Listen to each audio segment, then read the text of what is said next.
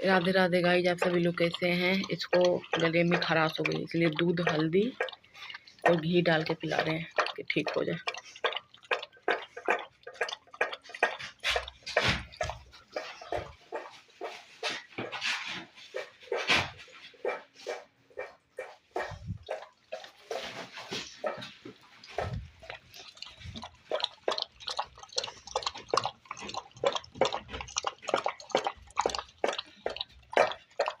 पीने से ज़्यादा गिरा देता है।